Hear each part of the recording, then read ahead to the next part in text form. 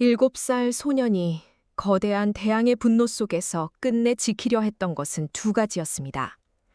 파도에 쓸려간 어머니의 온기, 그리고 언젠가 반드시 텔레비전에 나오는 축구 선수가 되어 어머니를 다시 만나겠다는 약속.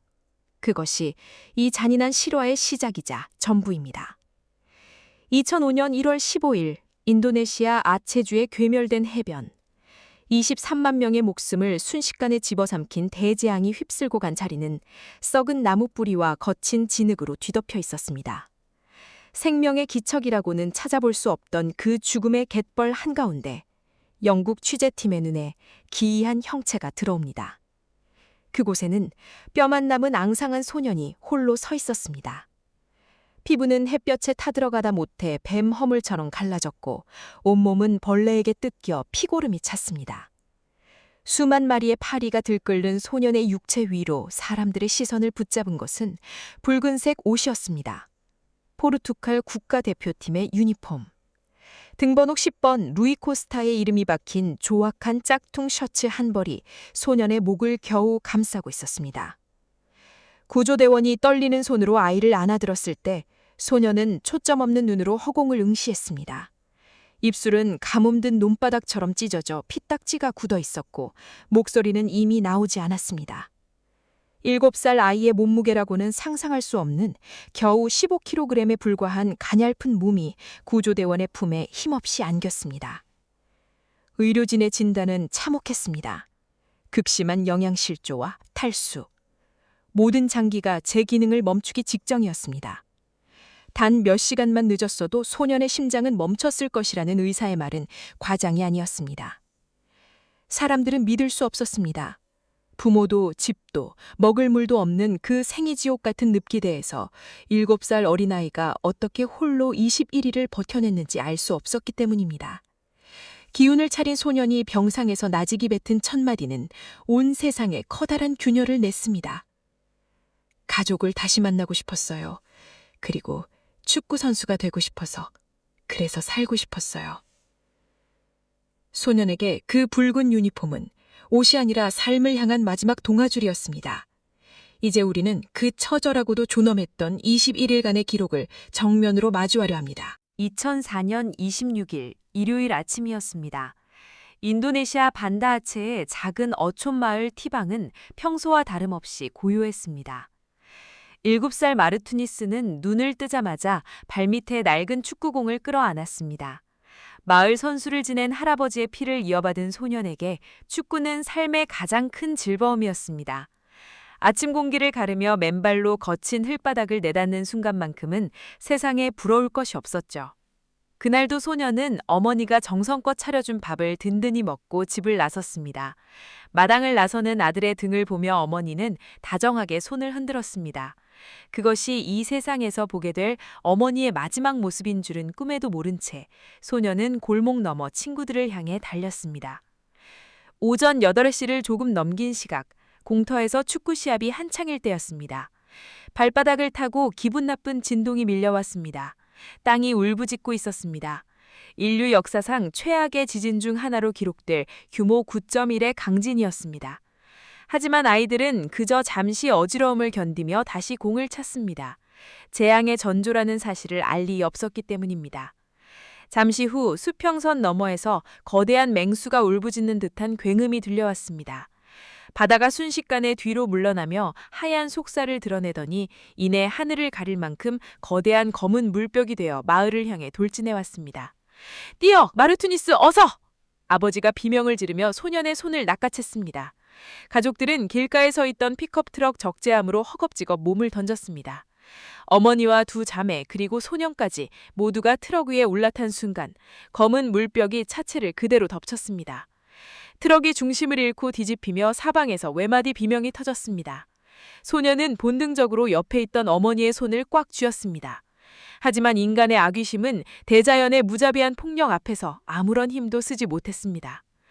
차가운 흙탕물이 소년의 손가락 사이를 잔인하게 비집고 들어왔고 어머니의 손은 모래성처럼 허무하게 빠져나갔습니다. 엄마! 엄마!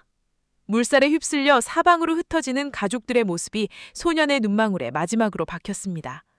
거친 물살 속에서 날카로운 건축 자재와 뿌리 뽑힌 나무들이 소년의 온몸을 때렸습니다.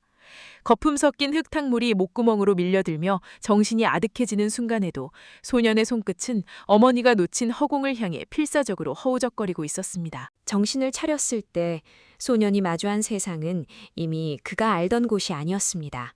너무나 고요했죠. 하지만 그 고요함은 평화가 아니라 주변의 모든 생명이 한꺼번에 숨을 멈춘 뒤에 찾아오는 섬뜩한 적막이었습니다. 아체 지역에서만 무려 17만 명, 전 세계적으로 23만 명의 목숨을 순식간에 집어삼킨 파도는 소년의 집과 가족을 흔적도 없이 쓸어갔습니다. 마르투니스는 홀로 떠내려온 매트리스 조각 위에 덩그러니 누워 있었습니다. 그것이 7살 소년이 가질 수 있는 세상의 전부였던 겁니다.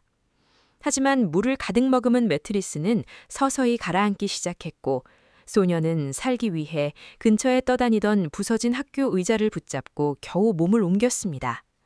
그 의자마저 위태로워졌을 때는 물 위에 둥둥 떠다니던 코코넛 열매를 마치 축구공처럼 가심에 꼭 껴안았어요. 그때부터 시간의 감각은 완전히 사라져버렸습니다. 낮에는 살가죽을 찢는 듯한 폭염이 내리쬐고 밤이 되면 뼈를 깎는 듯한 추위가 밀려왔습니다. 온몸은 정체 모를 벌레와 모기에게 뜯겨 피고름이 가득 찼죠. 움직일 수 있는 공간이라고는 물 위에 겨우 떠있는 가구잔의 위가 전부인 고립된 늪지대에서 소년은 철저히 혼자였습니다. 배가 고플 때면 물 위로 떠내려온 누군가의 부서진 찬장 서랍을 뒤지곤 했습니다. 흙탕물에 축축하게 젖은 컵라면 봉지를 찾아내면 그 안에 마른 면발을 날벗으로 씹었고 그렇게 찾아낸 빵 조각과 탄산음료 한 모금으로 하루를 연명했던 겁니다. 그마저도 완전히 끊긴 뒤에는 주변 나무에 위태롭게 매달린 열매를 따먹거나 웅덩이에 거물타게 고인 썩은 물을 손으로 떠마시며 허기를 달랬습니다. 당시 사람들은 아체주 전체가 거대한 무덤이 된다며 강가에 주저앉아 통곡하고 있었습니다. 시신조차 찾지 못해 흙바닥을 피가 나도록 긁어대던 시절이었죠. 그러니 누구도 이 황량한 늪지대에 고작 7살짜리 어린아이가 살아있으리라고는 감히 상상조차 하지 못했습니다. 소년의 이름은 생존자 명단에도 실종자 명단에도 없었습니다. 그야말로 세상에서 완전히 잊힌 존재였습니다. 하지만 소년은 그 어두운 늪지대에서 매일 밤 가슴팍에 새겨진 포르투갈 국기 문양을 손으로 가만히 더듬었습니다. 썩은 웅덩이 물을 마시며 속이 뒤집히는 고통 속에서도 축구선수가 되어야 한다는 그 말을 주문처럼 멈추지 않았습니다. 그것이 소년이 바다 위에서 홀로 감당해야 했던 너무나 잔인한 생의 무게였습니다. 부모에게 자식은 세상을 버티는 유일한 이유가 되지만 때로 아이에게 부모는 죽음조차 거스르게 만드는 거대한 신앙이 되기도 합니다. 마르투니스가 그 지옥 같은 늪지대에서 끝내 놓지 않은 것은 어쩌면 붉은 유니폼이 아니라 어머니를 향한 실핏줄 같은 갈망이 아니었을까요? 전지전무한 모륜 침입에 비단 두뇌 세포들 이외에도 소만 장기들이 최후의 비명을 지르며 힘써야 하는 그런 절대절명 상황입니다. 21일이라는 시간, 음식과 마실 물이 거의 없는 극한의 상황에서 고작 7살밖에 안 된 어린아이가 홀로 버텨낸 기록입니다. 훗날 성인이 된 마르투니스는 그 지옥 같았던 3주간의 표류를 단 3일 정도로밖에 기억하지 못했습니다. 인간의 정신이 도저히 감당할 수 없는 거대한 공포와 마주했을 때 느가 스스로를 보호하기 위해 그 끔찍한 기억을 가위로 잘라내버린 것이죠. 기억은 비록 사라졌을지라도 소년의 육체는 그 고통의 나날들을 정직하게 새겨두고 있었습니다. 밀물과 썰물이 끊임없이 반복될 때마다 소년의 작은 몸은 진흙 구덩이 속으로 깊숙이 처박혔다가 다시 떠오르기를 반복했습니다. 상처난 살점 위로 소금물이 사정없이 스며들 때마다 비명조차 나오지 않는 통증이 소년의 전신을 밤새도록 난도질하곤 했습니다. 그때 소년을 발견했던 구조대원들은 훗날 인터뷰에서 이렇게 증언했습니다. 소년이 홀로 고립되어 있던 장소는 성인 남성조차 단 일주일을 버티기 힘든 험준한 늪지배였다고 말입니다. 사방에 독충이 들끓고 마실 물이 전혀 없는 그 황무지에서 소년은 기력이 다해 눈꺼풀이 스르륵 감길 때마다 자신의 작은 손가락을 이로 깨물며 가물거리는 정신을 붙잡았습니다. 여기서 잠시 우리들의 삶을 한번 돌이켜보았으면 합니다. 당신은 인생을 살아오면서 모든 것을 잃었다고 느낀 적이 있으신가요? 나를 든든하게 지탱하던 가정이 한순간에 무너지고 당장 내일 먹을 물조차 없어 썩어가는 웅덩이를 망연자실 바라보아야 하는 그런 절대적인 절망 말입니다. 우리는 흔히 작은 시련 앞에서도 너무 쉽게 생을 원망하고 주저앉아 버리곤 하지요. 하지만 이 7살 소녀는 아무도 찾아오지 않는 늪지대 한가운데서 오직 자신의 몸집보다 훨씬 큰 유니폼 한 벌을 깃발 삼아 꼿꼿하게 버티고 있었습니다. 발견 당시 소년의 온몸은 피고름과 진흙으로 범벅이 되어 떡이 진 상태였지만 가슴에 새겨진 포르투갈 엠블럼만큼은 소년이 밤낮으로 손바닥으로 꼭 쥐고 가린 덕분에 닳지 않고 선명하게 남아 있었습니다. 구조대원들이 늪지대를 헤치고 들어와 소년을 발견하고 급히 물을 건넸을 때 소년은 채 삼키지도 못하는 마른 목구멍으로 끊임없이 축구선수가 되겠다는 말을 반복했습니다. 그것은 살려달라는 유약한 애원이 아니었습니다. 반드시 살아서 내 소중한 꿈을 증명해 보이겠다는 한 인간이 보여줄 수 있는 가장 숭고한 선언이었던 겁니다. 표류가 보름을 넘어가던 어느 깊은 밤이었습니다. 의식을 잃어가던 소년의 눈앞에 거친 파도가 아니라 그토록 그리웠던 집 앞마당의 풍경이 거짓말처럼 펼쳐졌습니다. 그곳에는 쓰나미가 앗아간 줄 알았던 어머니와 두 자매가 평소처럼 환하게 웃으며 서 있었지요. 어머니는 소년을 향해 다정하게 손을 내밀며 어서 이리 오라고 손짓하셨습니다. 소년은 그 따뜻한 어머니의 품으로 당장이라도 뛰어들고 싶었습니다.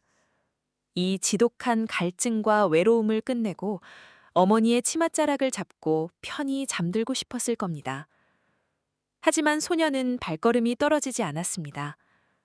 그 순간 소년의 손끝에 닿은 것은 어머니의 부드러운 손길이 아니라 가슴을 무겁게 덮고 있던 붉은 유니폼의 서늘하고 거친 감촉이었기 때문입니다.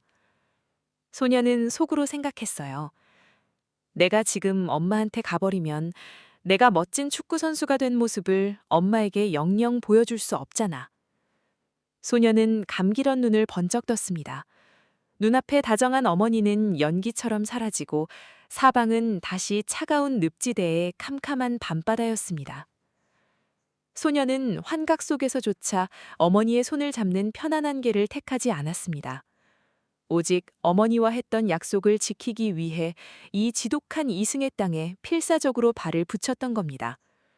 내가 유명한 선수가 되어 텔레비전에 나오면 바다 멀리 휩쓸려간 어머니가 어디선가 나를 발견하고 반드시 돌아올 것이라는 그 순수한 아이 같은 믿음 하나가 소년의 멈춰가는 심장을 강제로 뛰게 만들었습니다. 소년은 21일 동안 표류하면서 단 한 번도 그 붉은 옷을 몸에서 벗지 않았습니다. 옷이 조금이라도 찢어지면 마치 자신의 살점이 떨어져 나가는 것처럼 고통스러워했고 깊은 잠결에도 유니폼의 조각을 손에 꼭 쥐고 있었습니다. 그 조악한 짝퉁 유니폼의 거친 실밥길은 소년에게 단순한 천조각이 아니었습니다. 이 냉혹한 세상과 자신을 단단히 연결해주는 유일한 생명줄이었던 겁니다.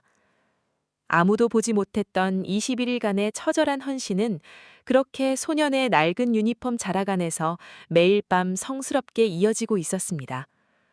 인간의 가장 연약한 육체가 가장 잔인한 비극을 이겨내는 경이로운 순간이었습니다.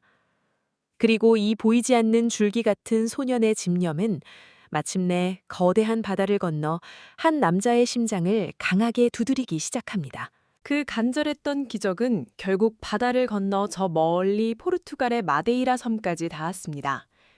TV 화면 속에서 21일 만에 기적적으로 구조된 아체의 작은 소년이 낡은 유니폼을 입고 서 있는 모습을 당시 21살의 축구 스타 크리스티아누 호날두가 보게 된 것이죠. 화면 속 소년이 입은 옷은 정품도 아닌 조악한 복제품이었지만 호날두는 그 붉은색 옷이 아이의 생명을 끝까지 지켜냈다는 사실에 깊은 감동을 받았습니다. 그는 즉시 인도네시아행 비행기에 몸을 실었지요. 병원 침대에 누워 힘겹게 숨을 내쉬는 작은 소년의 손을 잡으며 호날두는 떨리는 목소리로 약속했습니다. 너는 더 이상 혼자가 아니란다. 네가 다시 일어서서 푸른 잔디 위를 마음껏 달릴 수 있을 때까지 내가 기꺼이 너의 아버지가 되어주마. 그것은 단순히 카메라 앞에서 보여주기 위한 일회성 자선쇼가 아니었습니다. 포르투갈 축구협회는 소년의 무너진 집을 새로 지어주기 위해 4만 유로라는 큰 돈을 선뜻 기부했고 호날두 역시 10년이 넘는 오랜 세월 동안 마르투니스의 학비와 생활비를 전액 지원하며 소년이 올바르게 성장할 수 있도록 묵묵히 곁을 지켜주었습니다. 쓰나미 속에서 극적으로 생존한 친아버지 사르비니 씨 또한 아들이 자신처럼 배우지 못한 고단한 삶을 살지 않도록 영어 공부와 학업을 강조하며 온 정성을 다해 아들을 돌보았습니다. 그리고 2015년 마르투니스는 마침내 호날두의 친정심인 포르투갈의 명문 클럽 스포팅 CP의 유스 아카데미에 당당히 입단하게 됩니다. 7살에 차가운 바다를 떠돌던 그 아이가 유럽 명문 구단의 초록빛 잔디를 밟았을 때 전 세계 언론은 기적이 드디어 완성되었다며 찬사를 보냈습니다. 하지만 우리의 실제 삶은 언제나 동화처럼 해피엔딩으로만 끝나지는 않더군요. 입단한 지 겨우 1년 만에 자선 경기 도중 마르투니스는 심각한 무릎 부상을 입고 맙니다. 7살의 나이로 그 모진 21일을 버텨내느라 이미 약해질 대로 약해져 있던 소년의 무릎은 성인이 된 뒤 찾아온 가혹한 부상의 무게를 결국 버텨내지 못했던 겁니다. 촉망받던 프로축구 선수의 꿈은 그렇게 너무나 허무하게 막을 내려버리 말았습니다. 이후 소년은 고국으로 돌아와 경찰 시험에 도전했으나 불합격의 고배를 맛보았고 주변 사람들은 기적의 유효기간이 이제는 다 끝났다며 안타까운 한숨을 내쉬었습니다. 하지만 마르투니스는 절망하여 주저앉지 않았습니다. 그는 부러진 다리 대신 카메라를 들고 대중 앞에 섰죠. 현재 그는 10만 명이 넘는 구독자를 보유한 번듯한 컨텐츠 크리에이터로 활동하며 자신이 세상으로부터 받았던 그 기적의 온기를 영상을 통해 다시 수많은 이들에게 나누고 있습니다. 이제 27살의 어엿한 청년이 된 마르투니스는 인도네시아 아체의 정겨운 거리에서 카메라를 켜고 대중과 소통합니다. 그의 삶을 지켜보며 누군가는 세계적인 스타 호날두의 덕을 본 운 좋은 사람이라 쉽게 말하고 또 다른 누군가는 끝내 꿈을 이루지 못한 비운의 선수라며 안타까워할지도 모릅니다. 하지만 그에게는 남들이 알지 못하는 세상 그 무엇과도 바꿀 수 없는 가슴 아픈 비밀이 하나 있습니다. 그 거대한 파도가 아체주의 모든 것을 집어삼켰을 때 소년의 집과 재산뿐만 아니라 소년이 소중하게 간직해야 했던 모든 추억의 물증마저 함께 바닷속으로 사라져버렸다는 사실입니다. 마르투니스에게는 현재 어머니의 다정한 얼굴이 담긴 사진이 단 한 장도 남아있지 않습니다. 어머니의 사진, 영장. 그것이 기적의 소년이 평생 심장에 품고 가야 할 가장 깊은 흉터인 셈이지요. 그는 가끔 거울 앞에 서서 자신의 눈매와 입술 모양을 가만히 들여다보며 그 안에서 가물거리는 어머니의 흔적을 외롭게 더듬어 보곤 합니다. 21일의 지옥 속에서도 그토록 선명하게 빛나던 어머니의 얼굴이 세월의 무게가 더해질수록 조금씩 흐릿해지는 것. 그것이 어쩌면 청년에게는 바다 위를 표류하던 시절의 갈증보다 더 고통스러운 일일지도 모릅니다. 하지만 그는 결코 슬퍼하거나 좌절하지 않습니다. 자신이 살아 숨쉬고 있는 이 육체 자체가 어머니가 세상에 남겨둔 가장 아름답고 완벽한 사진첩이라는 사실을 너무나 잘 알고 있기 때문입니다. 22년 전 진흙투성이 해변에서 7살 어린 소년이 손이 부르도록 놓지 않았던 그 낡은 붉은색 유니폼. 세상 사람들은 그것을 행운의 열쇠라고 불렀습니다. 하지만 진짜 기적은 그 보잘것없는 천 조각에 자신의 삶과 어머니와의 약속을 전부 걸었던 소년의 숭고하고도 단단한 의지였습니다. 오늘 이 이야기를 들으신 4050 세대 여러분, 당신의 인생에도 모든 것을 송두리째 쓸어버릴 듯한 거대한 삶의 쓰나미가 찾아온 적이 있으신가요? 평생을 바쳐 일군 소중한 일터가 한순간에 무너지고 가장 사랑하는 이들의 손을 놓친 채 홀로 깊고 어두운 늪지대에 갇혀버린 것 같은 그런 막막한 순간 말입니다. 그때 우리를 다시 살아가게 만드는 것은 결코 거창한 구호가 아닙니다. 매일 아침 나를 바라보며 해맑게 웃어주는 자녀의 눈망울, 지친 내 손을 묵묵히 마주잡아주는 배우자의 따뜻한 체온, 혹은 가슴 가장 깊은 곳에 난몰래 묻어두었던 소박한 꿈 한 자락. 마르투니스에게 그 붉은 유니폼이 그러했듯 당신의 고단한 삶을 지탱해주는 단 하나의 소중한 약속은 지금 어디에 있나요? 꿈이 처참하게 무너진 자리에서도 다시 꿋꿋이 일어나 세상 앞에 서는 마르투니스의 삶은 오늘을 살아가는 우리에게 묵직한 위로를 건넵니다.